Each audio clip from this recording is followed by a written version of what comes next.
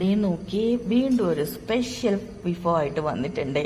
ചേമ്പ്, ഇരുമ്പൻ പുളി അല്ലേ, ഇരുമ്പൻ പുളി, ചെമ്മീൻ ഇതെല്ലാം കൂടി ഇട്ട് നന്നായിട്ടൊരു ഒഴിച്ചു കറി നമുക്ക് ഉണ്ടാക്കിയാലോ. അപ്പം ആദ്യം നമുക്ക് കുറച്ച് ചെമ്മീനൊക്കെ അങ്ങോട്ട് വറുത്ത് മാറ്റി വെക്കാം കേട്ടോ. എന്നിട്ട് ആ ചേമ്പ് ഞാൻ അരിഞ്ഞ കണക്ക് ചെറിയ പീസസ് ആക്കി അരിഞ്ഞ് മഞ്ഞളും ഉപ്പും കൂടി ഇട്ടിട്ട് നമുക്കൊന്ന് വേവിച്ച് വെക്കാം. ദേ ചെമ്മീൻ ഇങ്ങനെ ആയി വരുന്നതേ ഉള്ളൂ. എല്ലാവരും ചോദിക്കും ഈ നോൺ വെജിനോടൊന്നും താല്പര്യമില്ലേന്ന്.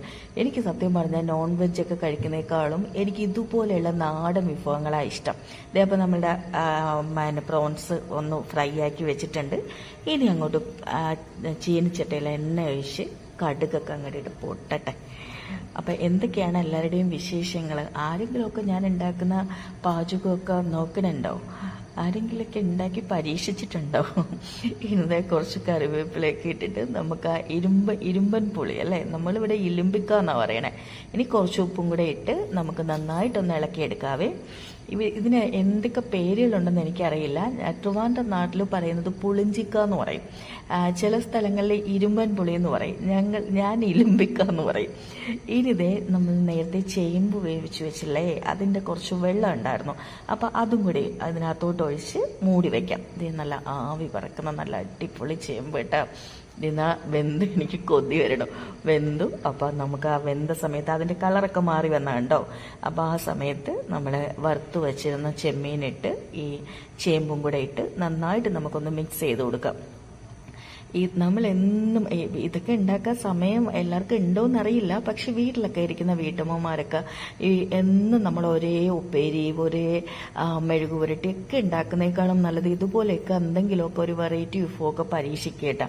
ഇനി നമുക്ക് അരക്കേണ്ട സാധനം നോക്കാം. ഇതിൽ സ്പെഷ്യലായിട്ട് കടുക് പൊടിച്ചതും ഒരു ഇച്ചിരി ഉലുവ കൂടിപ്പോയി ഒരു ഇച്ചിരി ഉലുവ മതി. എന്നിട്ട് തേങ്ങ, മഞ്ഞൾപ്പൊടി, ഒരു 3-4 ചെറിയ ഉള്ളി, പിന്നെ വെളുത്തുള്ളി, ഒരു പച്ചമുളക്, ഇതെല്ലാം കൂടി പേസ്റ്റാക്കി നന്നായിട്ട് അരയണം കേട്ടോ. പേസ്റ്റാക്കി ഒഴിക്കണം, നന്നായിട്ട് അരയണം, നല്ല മഷി പോലെ അരയണേ.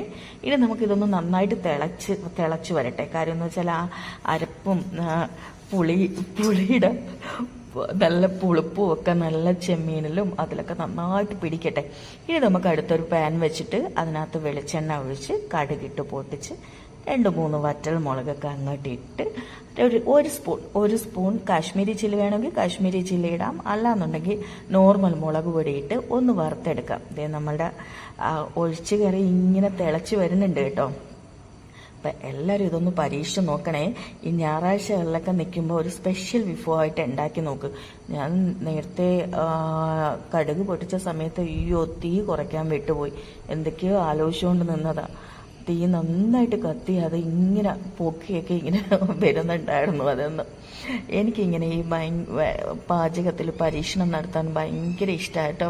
ഞാനിങ്ങനെ ഇത് ആക്ച്വലി എൻ്റെ അമ്മമ്മയൊക്കെ ഉണ്ടാക്കി തരുന്ന ഒരു കറിയായിരുന്നേ. അപ്പോൾ അതിൻ്റെ റെസിപ്പി എനിക്കറിയാം.